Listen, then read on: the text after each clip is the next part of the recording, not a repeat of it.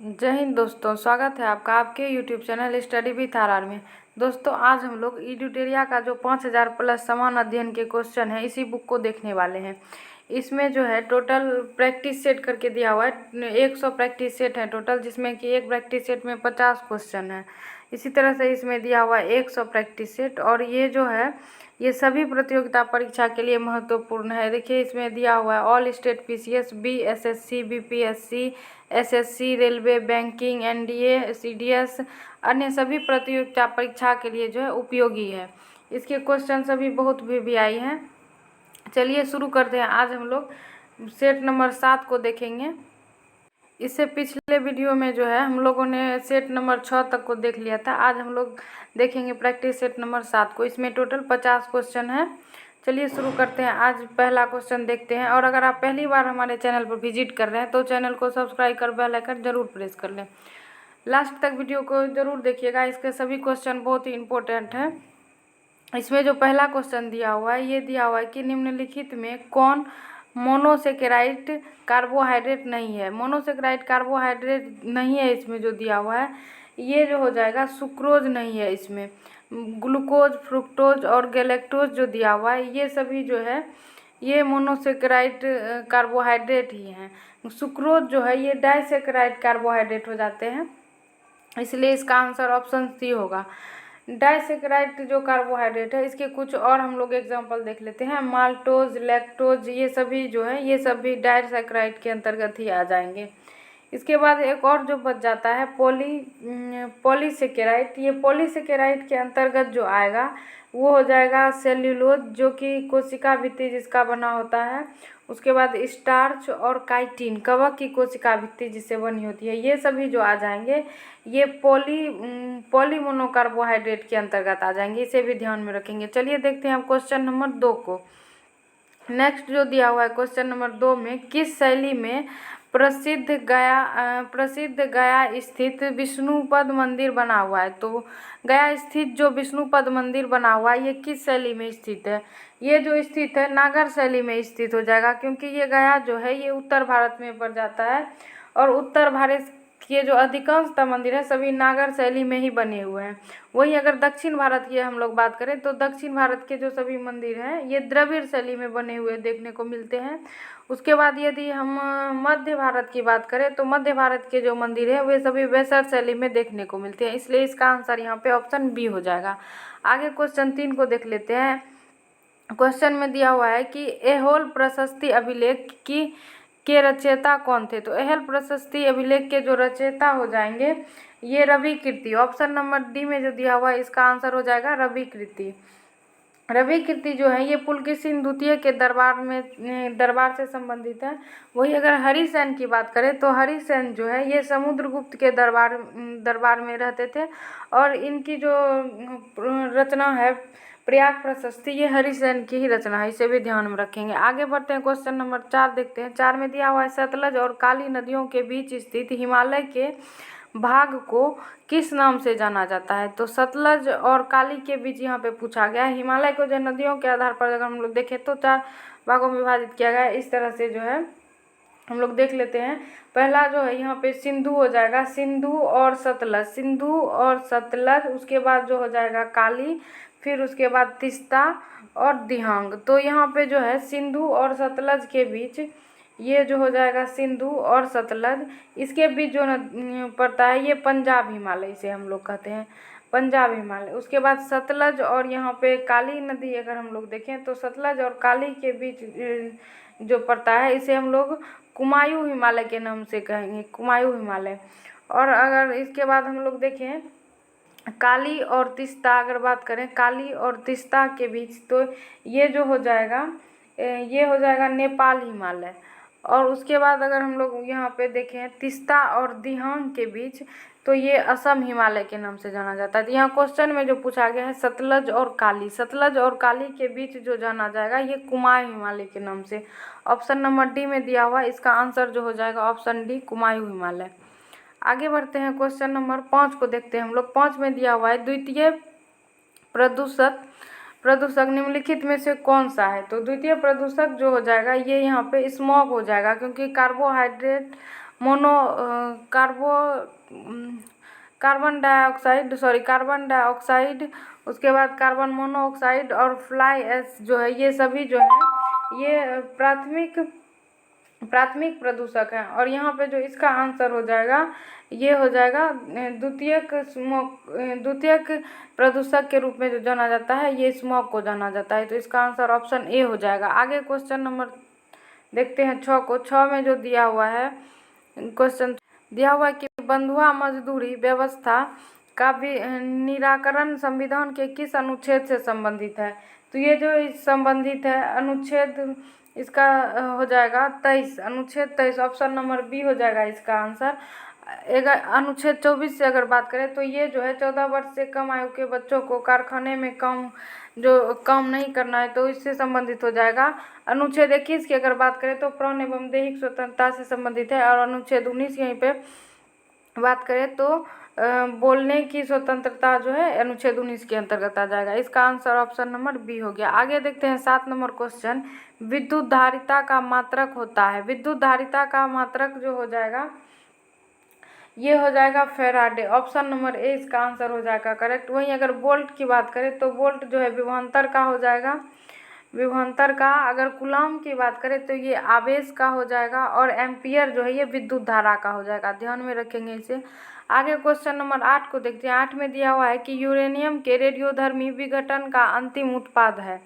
तो अंतिम उत्पाद जो हो जाएगा यहाँ पे सीसा हो जाएगा, इसका option number A correct answer हो जाएगा। आगे 9 देखते हैं कि भारत में बाघ परियोजना की शुरुआत कब की गई थी। तो बाघ परियोजना की शुरुआत जो है ये 1972 एक्ट के तहत 1973 में की गई थी, ऑप्शन 20 का करेक्ट आंसर हो जाएगा। 1992 अगर बात करें तो हाथी परियोजना जो है इसकी शुरुआत 1992 में हुई थी। डॉल्फिन परियोजना की बात करें इम्पोर्टेंट है तो ये 2009 में जो है डॉल्फिन परियोजना की शुरुआत हुई थी। आगे इसमें देख लेते हैं हम लोग कि टाइगर मैन ऑफ इंडिया जो है ये किसे कहा जाता है। तो टाइगर मैन ऑफ इंडिया जो है ये कैलाश संखाला को कहा जाता है, इस पॉइंट को भी ध्यान में रखेंगे। अगला देखते हैं क्वेश्चन नंबर 10 को। निम्नलिखित में से कौन सा युग्म सुमेलित है। तो ये जो युग्म सुमेलित है इसमें ये बक्सर का युद्ध यहाँ पे दिया हुआ है। बक्सर का युद्ध जो है मीर जाफर विरुद्ध क्लाइव दे दिया है। तो यहाँ मीर जाफर नहीं होता, मीर कासिम होता है यहाँ पे, तो ये गलत ही दिया हुआ है। आगे फिर है बंडीवास का युद्ध। ये युद्ध जो हुआ था 1760 ईस्वी में, बंडीवास का युद्ध, ये फ्रांसीसी विरुद्ध ईस्ट इंडिया कंपनी, बिल्कुल ये सही दिया हुआ है। फ्रांसीसी और ब्रिटिश ईस्ट इंडिया कंपनी के साथ हुआ था, तो ये तो सुमेलित है, इसका आंसर यही हो जाएगा। आगे देख लेते हैं जालियांवाला बाग युद्ध दिया, ये डलहौजी के विरुद्ध मराठे, ये भी गलत दिया हुआ है। जालियांवाला कांड जो है ये हुआ था 1919 ईस्वी में, और ये जो हुआ था वायसराय चेम्सफोर्ड के कार्यकाल में हुआ था। आगे जो है ये खेरा का युद्ध, ये दे दिया निजाम के विरुद्ध ईस्ट इंडिया कंपनी, जो कि गलत है। इसमें जो होता शिवाजी के पिता साहू, शिवाजी के पोता साहू और जो है चाची ताराबाई के बीच हुआ था, तो ये गलत ही दिया हुआ है। इसका आंसर जो सही दिया हुआ है ये हो जाएगा ऑप्शन नंबर बी, बंडीवास का युद्ध फ्रांसीसी और ब्रिटिश ईस्ट इंडिया कंपनी के बीच हुआ था। आगे देख लेते हैं 11 नंबर। पांडुचेरी की संधि किसके बीच हुई थी। पांडुचेरी की संधि जो हुई थी ये जो हुआ था ये द्वितीय कर्नाटक युद्ध के उपरांत हुआ था, और ये अंग्रेज एवं फ्रांसीसी के बीच हुआ था। ऑप्शन नंबर जो सी है इसका आंसर हो जाएगा। प्रथम कर्नाटक युद्ध का जो है समापन ये एलासापा की संधि के साथ हुआ था, और द्वितीय जो अगर बात करें पांडुचेरी की संधि, और तृतीय पेरिस की संधि के साथ हुआ था। आगे बढ़ते हैं क्वेश्चन नंबर 12 देखते हैं। 12 में दिया हुआ है कि the economic history of India में धन के निष्कासन सिद्धांत की व्याख्या की गई है। इस पुस्तक के लेखक कौन है। ध्यान में रखेंगे यहाँ पे पुस्तक की बात की गई है। अगर धन निष्कासन का सिद्धांत किसने दिया तो इसका आंसर यहाँ दादाभाई नौरोजी हो जाता, लेकिन ये जो है धन निष्कासन सिद्धांत की व्याख्या की गई, इस पुस्तक के लेखक कौन है। तो ये जो हो जाएंगे रमेश चंद्र दत्त हो जाएंगे इस पुस्तक के लेखक। आगे देखते हैं 13 नंबर। दूध निम्नलिखित में से किसका उदाहरण है। तो दूध जो है पायस का उदाहरण है, ऑप्शन डी इसका करेक्ट आंसर हो जाएगा। आगे सुपीरियर झील किन दो देशों के बीच स्थित है। तो सुपीरियर झील जो है ये अमेरिका एवं कनाडा के बीच स्थित है, इसका आंसर ऑप्शन नंबर सी हो जाएगा। अमेरिका एवं कनाडा के सीमा पर जो स्थित है। ये 5 झील है जो हम लोग देख लेते हैं। ये हो जाएगा ह्यूरोज, उसके बाद जो है ऑन्टेरियो और मिशिगन, उसके बाद है ईरी और सुपीरियर। ये सभी जो झील हैं ये अमेरिका एवं कनाडा के सीमा पर स्थित है। लेकिन ये एक मिशिगन झील जो है ये केवल जो है अमेरिका में स्थित है, इस बात को भी ध्यान में रखेंगे, मिशिगन झील। इसका आंसर ऑप्शन सी यहाँ हो जाएगा। नेक्स्ट क्वेश्चन देखते हैं 15 नंबर। जीडीपी का आंकड़ा कौन जारी करता है? तो जीडीपी का जो आंकड़ा जारी करते हैं ये एनएसएसओ के द्वारा जारी किया जाता है। नेशनल इसका जो हो जाएगा सैंपल सर्वे ऑर्गेनाइजेशन, इसका जो हो जाएगा national sample survey organisation GDP का जो आंकड़ा जारी करता है इसी के द्वारा। आगे फिर हम लोग देख लेते हैं क्वेश्चन नंबर 16 को। इसमें दिया है इनमें से कौन सा पौधा नाइट्रोजन स्थिरीकरण में सहायक नहीं है? तो नाइट्रोजन स्थिरीकरण में जो सहायक है मुख्यतः जो होता है दलहनी पौधा वही होता है। तो यहाँ पे जो है चना, मटर, इसके अंतर्गत जो है सेम भी आ जाएगा। लेकिन धान जो है ये जो है स्थिरीकरण नाइट्रोजन स्थिरीकरण में सहायक नहीं होगा। तो इसका आंसर यहाँ ऑप्शन डी हो जाएगा। आगे देखते हैं क्वेश्चन नंबर 17 को। 17 में जो दिया हुआ है कि ट्राइज्म योजना निम्न में से किससे संबंधित है? तो ये जो ट्राइज्म इसका जो फुल फॉर्म हम लोग देख लेते हैं। इसका जो फुल फॉर्म हो जाएगा training rural youth for self employment. तो यहाँ पे जो रूरल शब्द आ गया तो इसे हम लोग देख सकते हैं कि ग्रामीण विकास से संबंधित हो जाएगा, इसलिए इसका आंसर यहाँ ऑप्शन नंबर सी हो जाएगा। और इसकी स्थापना का अगर बात करें तो ये हुआ था 1979 में, 1979 में। अगला क्वेश्चन देखिए 18 नंबर। निम्नलिखित में से कौन सा देश बाल्कटिक देश में नहीं है? तो बाल्कटिक देश के अंतर्गत जो ये हो जाएगा एस्टोनिया, लिथुआनिया और लिथुआनिया, ये सभी आ जाएंगे। बेलारूस जो है ये बाल्कटिक देश के अंतर्गत नहीं आता है, तो इसलिए इसका आंसर ऑप्शन बी हो जाएगा। देखते हैं आगे। आधुनिक भारत का प्रथम राष्ट्रवादी कवि किसे कहा जाता है? आधुनिक भारत का जो प्रथम राष्ट्रवादी कवि कहा जाता है ये हेनरी विलियम डेरोजियो को। ऑप्शन नंबर जो है सी इसका आंसर हो जाएगा। हेनरी विलियम डेरोजियो से अगर हम लोग पॉइंट देखो तो इन्होंने जो है यंग बंगाल की स्थापना की थी, ध्यान में रखेंगे इस पॉइंट को। और कब किया था? तो ये 1826 ईस्वी में यंग बंगाल की स्थापना की थी। आगे क्वेश्चन देखते हैं। कौन व्यक्ति तीनों गोलमेज सम्मेलन में उपस्थित थे? तो यहाँ पे जो दिया हुआ है तीनों गोलमेज सम्मेलन में उपस्थित व्यक्ति नहीं थे पूछ रहा है। तो ये तेज बहादुर सुप्रू, बाबा साहेब अम्बेडकर और आगा खां, ये तीनों जो हैं तीनों गोलमेज सम्मेलन में उपस्थित थे, लेकिन मोहम्मद अली जिन्ना जो है ये उपस्थित नहीं थे। इसका आंसर ऑप्शन ए यहाँ पे हो जाएगा। महात्मा गांधी की अगर बात करें तो वो जो है द्वितीय गोलमेज सम्मेलन एकमात्र था जिसमें उन्होंने भाग लिया था। तो ये 1931 ईस्वी में द्वितीय गोलमेज सम्मेलन में महात्मा गांधी भी उपस्थित थे, ध्यान में रखेंगे। आगे क्वेश्चन 21 देखते हैं। निम्न में से कौन सा विषय समवर्ती सूची के अंतर्गत नहीं आता है? समवर्ती सूची के अंतर्गत जो विषय आ जाएगा ये शिक्षा, परिवार नियोजन, वन सभी आ जाएंगे। लेकिन यहाँ पे पंचायती राज जो दिया हुआ है ये समवर्ती सूची के अंतर्गत नहीं आएगा। ये जो आ जाएगा राज्य सूची का विषय हो जाएगा, इसलिए इसका आंसर यहाँ पे जो ऑप्शन डी हो जाएगा। आगे देखें। जल में वायु का बुलबुला किसकी भांति व्यवहार करता है? तो ये अवतल लेंस की भांति व्यवहार करता है, ऑप्शन डी इसका आंसर हो जाएगा।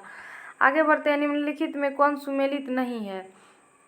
संथाल विद्रोह, सिद्धू व कान्हू, बिल्कुल सही दिया हुआ है संथाल विद्रोह, सिद्धू कान्हू। आगे है रामोसी विद्रोह, चित्तर सिंह, ये भी सही है। कोल विद्रोह, बुद्धो भगत, बिल्कुल सही है। कोल विद्रोह जो हुआ था ये 1828 ईस्वी में, ध्यान में रखेंगे। वही अगर संथाल विद्रोह की बात करें तो 1855 ईस्वी में। आगे जो पागलपंथी विद्रोह दिया हुआ है ये जो है यहाँ पे मजमून शाह, चिराग अली शाह दे दिया। यहाँ पे ये नहीं होता, यहाँ पे टीपू हो जाता, टीपू सुल्तान नहीं सिर्फ टीपू, ध्यान में रखेंगे। और ये जो है असम के क्षेत्र में हुआ था, इसे भी ध्यान में रखेंगे। तो सुमेलित नहीं है, जो ऑप्शन डी हो जाएगा इसका आंसर। आगे हम लोग 24 देखते हैं। दिया हुआ है कि निम्नलिखित में कौन कालानुक्रम में निम्नलिखित को कालानुक्रम में व्यवस्थित करने के लिए दिया है। तो देख लेते हैं हम लोग। बंडीवास का युद्ध ये कब हुआ था? तो बंडीवास का जो युद्ध 1760 ईस्वी में, बंडीवास का युद्ध जो हुआ था 1760 ईस्वी में। उसके बाद है प्रथम कर्नाटक युद्ध। प्रथम कर्नाटक युद्ध जो हुआ था ये हुआ था 1746 से 48 के बीच, 46 से 48। उसके बाद बेदरा का युद्ध जो हुआ था 1749 ईस्वी में। प्रथम आंग्ल मैसूर युद्ध की अगर बात करें तो ये 1769 से 69 के बीच हुआ था। तो अगर हम लोग यहाँ पे देखें तो सबसे पहले जो आ जाएगा ये आ जाएगा प्रथम कर्नाटक युद्ध, उसके बाद हो जाएगा प्रथम कर्नाटक युद्ध के बाद बेदरा का युद्ध, और फिर वांडीवास और प्रथम आंग्ल मैसूर। इस तरह से 2, 3, 1, 4 ऑप्शन नंबर डी इसका आंसर हो जाएगा। आगे देखते हैं, किस बौद्ध संगीति के दौरान अभिधम पिटक की रचना की गई। अभिधम पिटक की जो रचना की गई थी ये तृतीय बौद्ध संगीति के अंतर्गत की गई थी। और प्रथम बौद्ध संगीति की अगर बात करें तो इसके अंतर्गत जो है सूत पिटक और विनय पिटक की रचना की गई थी। ध्यान में रखेंगे इस पॉइंट को। चतुर्थ बौद्ध संगीति को अगर देखें हम लोग तो इस बौद्ध संगीति में ही जो है बौद्ध धर्म 2 हीनयान और महायान शाखा में विभाजन हो गया था, इसे भी ध्यान में रखेंगे। आगे हम लोग देखते हैं 26 नंबर क्वेश्चन। 26 में दिया हुआ है कि निम्नलिखित घटनाओं का सही कालक्रम देखें। तो इसमें जो है हम लोग देख लेते हैं क्रिप्स मिशन। ये जो क्रिप्स मिशन भारत आया था 1942 ईस्वी में ये। आगे है अगस्त प्रस्ताव, ये 1940 हो जाएगा। फिर अगर भारत छोड़ो आंदोलन देखें तो ये 1942, और व्यक्तिगत सत्याग्रह की अगर बात करें तो ये 1940 में हो जाएगा। इस तरह से अगर हम लोग यहाँ पे देखें तो सबसे पहले जो हो जाएगा ये अगस्त प्रस्ताव हो जाएगा 2, इसका जो आंसर हो जाएगा 2, 4, 1, 3। ऑप्शन नंबर जो ए है इसका करेक्ट आंसर हो जाएगा 2, 4, 1, 3। आगे 27 नंबर देखते हैं कि निम्न में कौन सी नदी जो है विषुवत रेखा को 2 बार काटती है। विषुवत रेखा को जो 2 बार काटती है ये कांगो नदी है। अगर हम लोग लिम्पोपो नदी की बात करें तो ये मकर रेखा को 2 बार काटती है, इस पॉइंट को भी ध्यान में रखेंगे। और माही नदी जो है ये कर्क रेखा को, भारत में जो है माही नदी कर्क रेखा को 2 भागों में बांटती है, ध्यान में रखेंगे। आगे फिर देखें कि काटा जिनेवा प्रोटोकॉल, ये जो इसका संबंध पूछ रहा है किससे है, तो इसका जो संबंध है जैव सुरक्षा से है। ऑप्शन नंबर डी इसका करेक्ट आंसर हो जाएगा। ओजोन संरक्षण की बात करें तो ये मॉन्ट्रियल प्रोटोकॉल जो है 1987 इससे संबंधित हो जाएगा ओजोन। और कार्बन डाइऑक्साइड उत्सर्जन से जो बात अगर हम लोग करें तो ये 1997 में जो हुआ था, 1997 में क्योटो सम्मेलन जापान में, उससे संबंधित हो जाएगा। आगे देखते हैं 29 नंबर, चश्मे के लेंस किस कांच के बनाए जाते हैं। तो चश्मे के जो लेंस हैं ये जो बनाए जाते हैं क्रूक्स कांच के। ऑप्शन नंबर सी इसका करेक्ट आंसर हो जाएगा। यही जो अगर हम लोग फ्लिंट कांच की अगर हम लोग बात करें, ऑप्शन ए में जो दिख रहा है, इससे जो है लेंस एवं प्रिज्म बनाए जाते हैं। अगर हम लोग पायरेक्स कांच की बात करें तो इससे प्रयोगशाला में जो है प्रयोग किया जाता है। और मृदु कांच जो है इससे जो है बोतल वगैरह बनाए जाते हैं मृदु कांच से। इसका आंसर ऑप्शन नंबर सी हो जाएगा। आगे फिर निम्नलिखित नगरों में किस एक नगर का संबंध महावीर से नहीं है। तो महावीर से जो नहीं है, यहाँ पे वैशाली दिया हुआ है। वैशाली जो है का कुंडल ग्राम जो है इसमें जन्म हुआ था महावीर स्वामी का, जैन धर्म के संस्थापक। पावापुरी की अगर बात करें तो इसमें मृत्यु हो गया था इनका। और चंपा भी इनसे संबंधित है। अगर लुम्बिनी को देखिए हम लोग तो लुम्बिनी जो है ये महात्मा बुद्ध के जन्म स्थल से संबंधित है। तो इसका जो आंसर यहाँ पे ऑप्शन डी हो जाएगा, क्योंकि ये जैन महावीर स्वामी से नहीं बल्कि भगवान बुद्ध से संबंधित था। आगे देखते हैं 31 नंबर को दिया हुआ है कि निम्नलिखित में कौन सा ही सुमेलित नहीं है। यहाँ पे जो दिया हुआ है ये चंदेल, इसकी राजधानी हम लोग देखें तो खजुराहो और महोबा यही रही है। इसके जो संस्थापक की अगर बात करें चंदेल की तो ये नानुक हो जाएंगे, नानुक। उसके बाद सोलंकी जो है, सोलंकी वंश के संस्थापक की अगर बात करें तो ये मुरलाल हो जाएंगे। और इनकी जो राजधानी रही है ये अहिलवाड़ा रही है, ये भी सही दिया है। प्रतिहार वंश के अगर संस्थापक की बात करें तो ये नागभट्ट प्रथम जो है वही रहे हैं, इसे भी ध्यान में रखिएगा। उसकी राजधानी कन्नौज रही है। अगर कलचुरी की बात हम लोग करें तो इनके संस्थापक जो हैं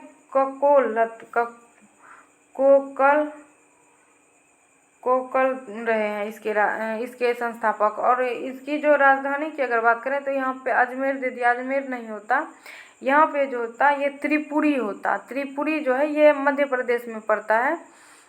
तो इसका आंसर यहाँ पे ऑप्शन डी हो जाएगा, जो कि सुमेलित नहीं है।